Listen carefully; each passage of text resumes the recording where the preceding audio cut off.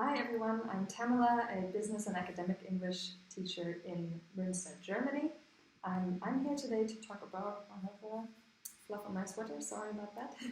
I'm here today to talk about using the learner's native language, that's often called the L1, in the English classroom. I read an interesting newsletter post recently from the Barefoot TEFL teacher about how, when, and why to use the learner's L1 or native language in the classroom, and I generally agreed with it, and I have a few thoughts on that myself, so I hope you enjoy.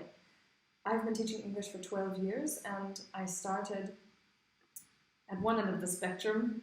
My very first experience teaching English as an additional language, as a foreign language, was in Ukraine in a primary and secondary school.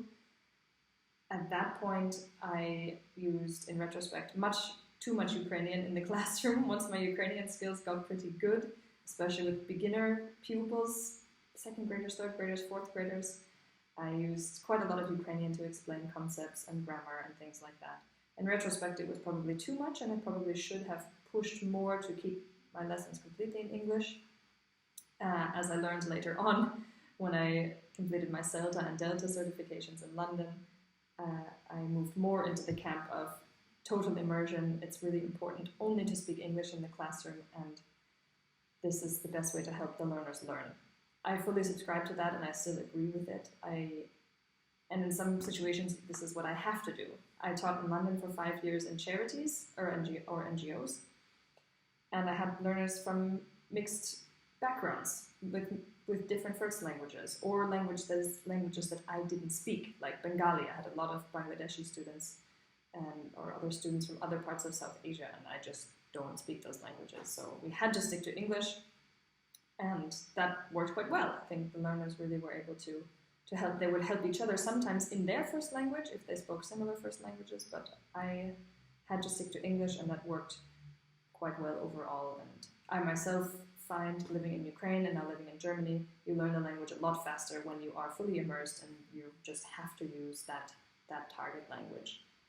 However, since starting to teach in Germany, I have shifted my approach slightly, and again, this depends on the group, but I now have a lot of either one-to-one clients or small groups where everybody does speak German as a first language. I speak German as well, pretty well, so I find there is a time and a place for using German in the classroom.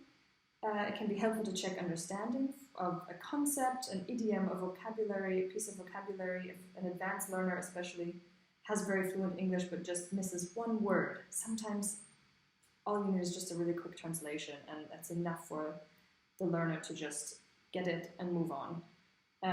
It can help, I find, in comparing grammatical structures. I don't teach a lot of direct grammar, as I've talked about before, I think. I prefer more of a communicative approach, a real focus on communication, and I don't care as much if every single sentence is perfect. I'm more concerned with, can people speak fluently?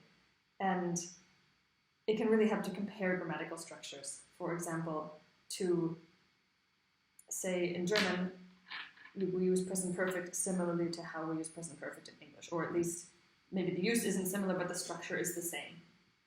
Or if there's something completely different. In German, there is no present continuous. In English, we use present continuous. This is really tricky for many German speakers. And it can help to do a little bit of going back and forth and analyzing the learner's native language and comparing it to how things work in English. I find that really helpful. It can give the learners confidence that they're not the only ones maybe with this problem, and okay, it works differently in my language, so I really need to focus on how to do it correctly in English. So yeah, again, it really depends on the time and place. I like to adjust my approach depending on who I'm working with. I try to stay almost completely in English. Again, I'm still a big advocate for the total immersion approach. But there is, and I agree with the Barefoot TEFL teacher, there is a time and a place for using a native language in the classroom. And that can be fun because then I learn about other languages, and that's part of what I enjoy about teaching English.